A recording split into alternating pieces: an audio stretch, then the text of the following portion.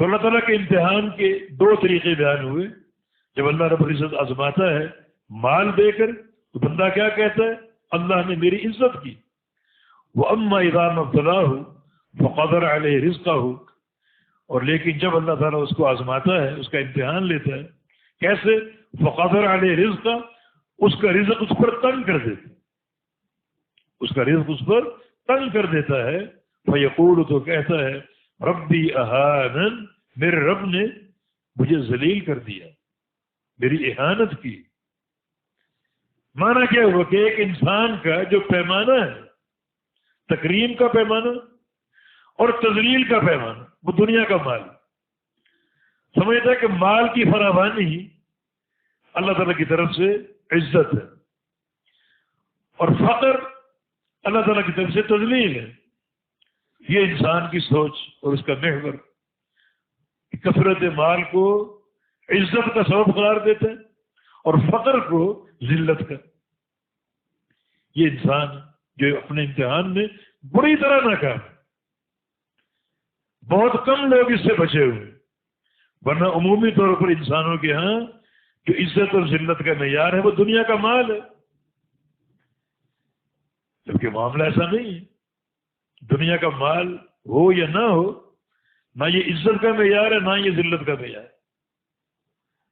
دین اسلام میں عزت کا معیار ہدایت ہے، صراط مستقیم ہے، توحید ہے، اللہ اور اس کے رسول کی پیروی، یہ عزت کا معیار. اور اگر توحید نہ ہو، دین نہ ہو، اللہ اور اس کے رسول کی اطاعت نہ ہو، وہ انسان ذلت کے گڑھوں میں گرا ہوا، اسفل السافلین. یہ سوچ سراسر شریعت کی سوچ کے خلاف. عزت اور ذلت ہدایت اور گمراہی پر موقوف. انسان کیا سمجھتا ہے؟ مال کی فراوانی. ایسا نہیں. اور اللہ تعالیٰ کسی کو مال زیادہ دے دے، یہ اس کی عزت کی علامت نہیں، اور کسی کو فقیر کر دے یہ اس کی اہانت کی علامت نہیں. بعض اوقات کثرت مال بندے کو گمراہ کر دیتی، یہ اہانت ہے. اور بعض کو فقر جو ہے وہ بندے کو رفعت، درجات کی بلندی عطا فرما دیتی، جو کہ عزت ہے.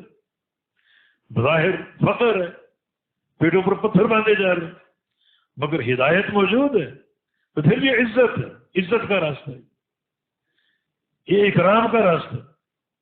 اللہ کے پیارے پیغمبر اور دنیا کے مال کی پیشکش ہوئی تھی نا، چاہو تو یہ سارے پہاڑ جو آپ کے ارد گرد ہیں وہ آپ کو سونے کا بنا کر دیتے. جس زمین پر چلتے ہو اس پر موجود جو پتھر ہے وہ ہیرے جواہرات بنا دیں. بانٹو خوب یہ مال. ایسا کر دیں.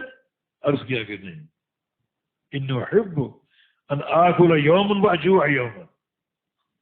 یا اللہ میری یہ خواہش ہے ایک دن کھانا کھاؤں اور ایک دن بھوکا رہوں. مجھے فقر پسند، مسکینی کی زندگی پسند. یہ احانت ہے. اگر فقر ہو اور ساتھ دین کی استقامت ہو تو یہ بہت بڑی کامیابی. حدیث میں آتا ہے کہ ایک بندہ، اللہ تعالیٰ سارے احوال جانتا ہے، اللہ تعالیٰ جانتا ہے کہ اس کو میں نے اگر زیادہ مال دے دیا یہ گمراہ ہو جائے گا. اللہ اس پر احسان کرتا ہے اور اس کو مال نہیں دیتا تاکہ یہ میرا بندہ گمراہ نہ ہو. اور اللہ جانتا ہے اس بندے کو میں نے فقیر کر دیا تو اس کا فقر اس کو گمراہ کر دے گا. اللہ اس کو مال دے دیتا تاکہ میرا بندہ فقر کی بنا پر گمراہ نہ ہو. یہ اس کا احسان عظیم. تو دنیا کے ارزاق کی تقسیم جو ہے یہ عزت اور ذلت کا معیار نہیں ہے، بلکہ ہدایت، صراط مستقیم کی عقیدہ توحید اور اللہ رسول کی پیروی، یہ ہے حقیقت میں عزت کا معیار. اور اس کے برعکس اگر شرک ہو، گمراہی ہو، ضلالت ہو تو یہ ذلت کا معیار ہے، خواہ ایسا انسان بہت ہی مالدار کیوں نہ ہو.